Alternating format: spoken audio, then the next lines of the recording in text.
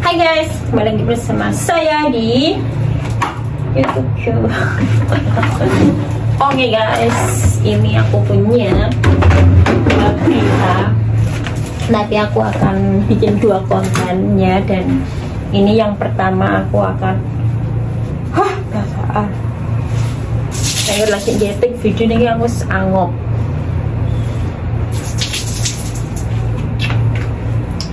Ini tuh tentang berita 4 laki-laki yang mencopet di Hong Kong, dan plot twist banget ternyata guys, itu tuh sudah ada kayak sindikat atau perkelompokan, dan itu tuh dari Sumatera. Dan kenapa? Sebenarnya aku tidak mengikuti berita itu ya, cuman pas kemarin aku lihat beritanya di Berita Plus itu, terus tadi pagi aku scroll di YouTube, dan itu tuh ada seorang, bukan istri ya, tapi calon istri yang menelpon Miss Yuni dan menerangkan bahwa dia pun udah tahu kalau calon suaminya itu ketangkap di Hong Kong dengan kasus apapun dia tahu guys. Dan dia tuh menjelaskan bahwa sesek ya, saya kenceng lagi mungkin udah awal tambah melar makanya aku sesek, tapi aku tekan ngomong. Dan ternyata guys,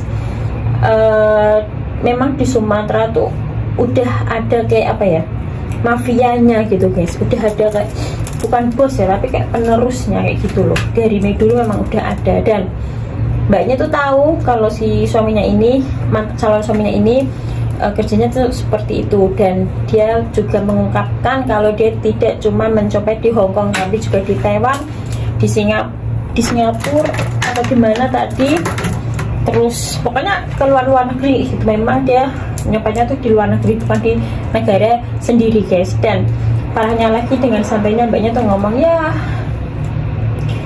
mungkin nggak sampai maksimal 10 tahun hukumannya. Dan tadi Miss ini bilang itu bukan maksimal. Kalau maksimal itu hukuman maksimal 10 tahun itu bisa 1 tahun hukuman atau 2 tahun, 3 tahun. Dan ternyata guys, temannya itu udah pernah ada yang ketangkep, dan itu bukan cuma 1-2 orang, ternyata ada banyak gitu. Dia tuh ditangkap 1 tahun penjara, keluar, dan dia bekerja seperti itu lagi, tangkap lagi, dia dihukum selama 2 tahun, udah keluar, tangkap lagi, dan sekarang dia ketangkap lagi guys, dan dia dapat hukuman 4 tahun kayak gitu. Dan ternyata sindikat seperti itu bukan hanya sekedar datang ke sini, tapi ada orang dalam kayak gitu. Dan orang dalamnya itu si perempuan ini tuh orang Indo, si cowoknya tuh orang sini, dan ternyata si cowoknya itu juga yang membawa mereka ke sini. Aku nggak tahu nanti seperti apa kelanjutannya, dan mungkin aku untuk mengikuti sih kayaknya tidak, cuman aku tahu infonya itu aja guys ya. Jadi untuk kalian yang punya calon suami, dilihat bener-bener pekerjaannya apa. Kalau pekerjaan seperti itu janganlah, ya haram ya kan, kayak gitu guys. Oke, banyak tuh dengan santainya ngomong ya akan aku tungguin kalau hukumannya tuh 1-2 tahun, tapi kalau lebih dari itu dia nggak menungguin kayak gitu guys. Ya oke lah, banyak bisa dibilang setia dengan si ininya, suaminya calon suaminya ya kan guys. Tapi ya takutnya kalau dia tuh kerja seperti itu lagi kan kayak enggak banget gitu loh guys. Aku main aku sih kayak gitu guys, janganlah. Mbaknya tadi juga meminta untuk Miss Yuni untuk mbaknya tuh minta Miss Yuni kalau mbaknya mau kesini tuh mau kemana kayak gitu, tapi Miss Yuni nggak mau. Ya nggak mau lah, itu kan kalau seperti itu sama aja Miss Yuni tuh memberi peluang untuk orang yang seperti itu, dan bisa terjerat hukuman juga Miss Yuninya. Jadi Miss Yuninya tuh nggak berani ya guys ya, kayak gitu. Biarlah proses yang berjalan untuk kalian, jangan seperti itu. Sebenarnya ini tadi kemarin tuh aku udah bacakan guys, tapi di konten yang satunya yang di Clover channel itu.